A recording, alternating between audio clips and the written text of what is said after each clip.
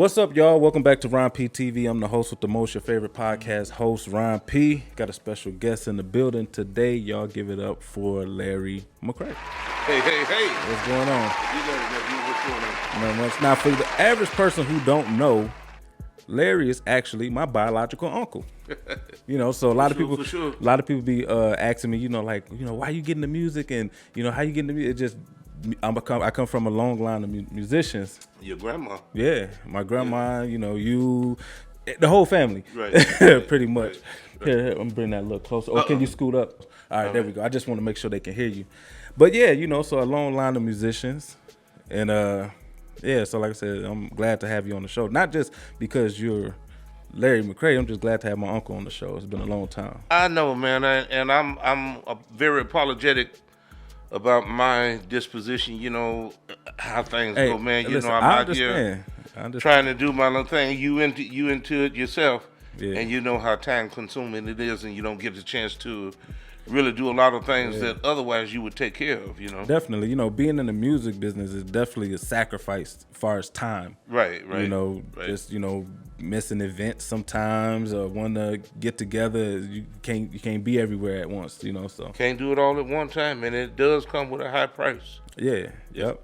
So I want to start from the beginning. Some of these I genuinely don't know the answer to, and I'm so glad to ask these questions because we never just had a chance to just really sit and engage in the beginning, beginning. So I want to know, what age did you even start playing the guitar or even getting into music?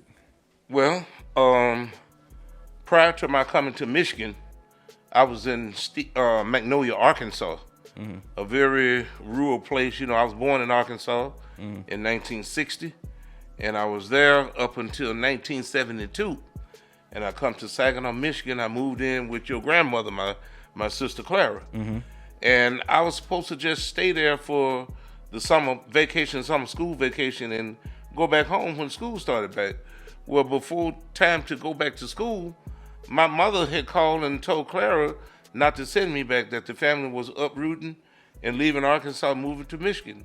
And that's what we did. So when I moved in with your grandmother in 72, she had a bunch of musician guys that used to come and visit her and would come on the weekend, and they would push the furniture back, everything in the house, and they would set up drums, bass guitar, her guitar, a second guitar, and sometimes, harmonica or somebody singing. So it'd be 4 or 5 guys there playing and making music. And Judy and Tony, your mom and uncle, and my brothers, at first they would all be out playing, doing other things.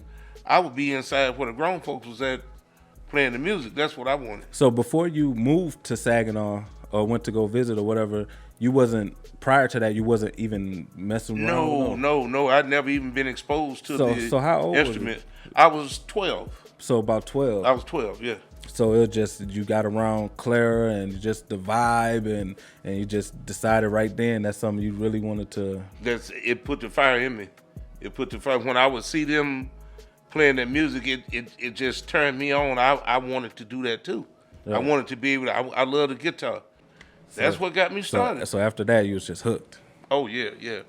All right, so 12, roughly 12, whatever, 13, you started playing. Yeah. At what age did you know that, okay, this is something that I really want to pursue and actually become a musician and do this like as a career? Well, by the time I had turned 16, going on 17, we had started playing out. By this time, Steve, my younger brother, had picked up the drums.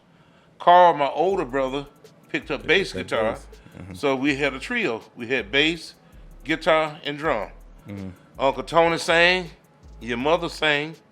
At the time, we all sang in the band together. It was McCray brothers, McCray family. Yeah. Whatever you want to call it. We all started out playing in the local bars and stuff like that. And the first paying gig we got was a wedding for this couple that went to church. We went to church at. They got married and they wanted to have live music, so they hired our band to play for their wedding. That was in 1976. Okay, so you say about 16 or something like that? Yeah. Okay. All right. Wait, real quick. Other than the guitar, is there any other instruments that you play? Well, I played saxophone in school. I played saxophone for 6 years, junior high and high school, and mess around, with the mouth organ as they call it, or the Yeah. harmonica. My Look. my dad played that quite well, and I can fool around with a couple of Because if it different says things. as long as I've been alive, I just only remember maybe a harmonica, or a couple, but like I really don't remember anything else. That's why I Anything, was, yeah. I didn't stay with the saxophone. It was not a natural for me. Guitar was guitar. easy because I had an example, somebody to look at, to watch Right. and to listen to. So it probably made it a lot easier that she played and I was able to watch her, watch Clara. Right. Yeah. Now, let me ask you, when you playing the guitar, like for me personally, music is an outlet for me. Like I always tell people, you will learn more about me listening to a 3-minute song opposed to talking to me for hours. Right. So for you, when you doing music, like what does that do for you when you performing or just creating music?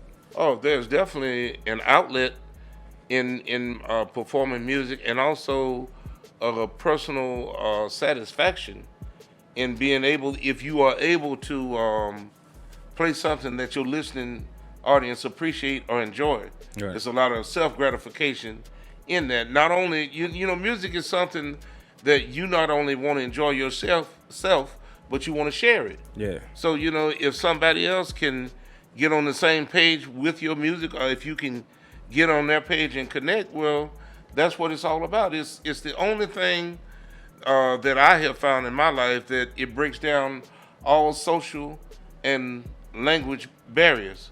It don't matter if you speak Spanish, German, or Lithuanian, whatever it is that you speak. When you hear music, we all hear it in the same. Music We is are, universal. it's universal, and we understand it the same. We Right. interpret the same. Right. Okay. So right now you actually got a new project that's about to come out. What's the name of that project? The name of the project is Blues Without You, and it's in dedication to a gentleman I worked with for a long time, about 30-something years, by the name of Paul Cook. And he was my manager, and we did a lot of things together, and he was very involved with my music. And he passed in a car accident. It'll be a year ago this April. Oh, okay. Sorry to hear April that. 24th. Yeah. Oh, okay. That's right around your birthday, ain't it? Yeah, my birthday is the 5th of April. Okay. Yeah. Mine is the 5th, and Clara's the 11th. Yeah. Yeah. Okay. All right. So this new project, I was wondering because obviously, times has changed in music. The sound is different, the vibe is different. What would you say is different about this new project, or is this still classic Larry McCray soul blues, or did you pretty much adapt to today's sound? Well, I think that there are some changes in the sound itself, like in the mixes and the way that the music is being presented. But in terms of the music and the sentiment, my heart is still the same, and it's still primarily blues focused. But being primarily the blues doesn't mean that it don't loan from or borrow from other influences. Right. So it can be influenced by rock, reggae, Latin. It's many different rhythmic forms that it can take on. So I try to be a blender. I'm not a purist. I try to take many different influences and make my music. But in my music, I always try to talk about life and real things. Right. I sing about real things, and life never changes. Just like we got war going on in the world today. Well, how long has that been going on? Right. Ever since the history of man. Right. Right. So some of the same things that were current thousands of years ago is still current relevant. right here today. Right. Yeah. Okay. So who's some of the people that you work with, producers and collaborations on this new project? Well, my producer was guitarist extraordinaire Joe Bonamassa.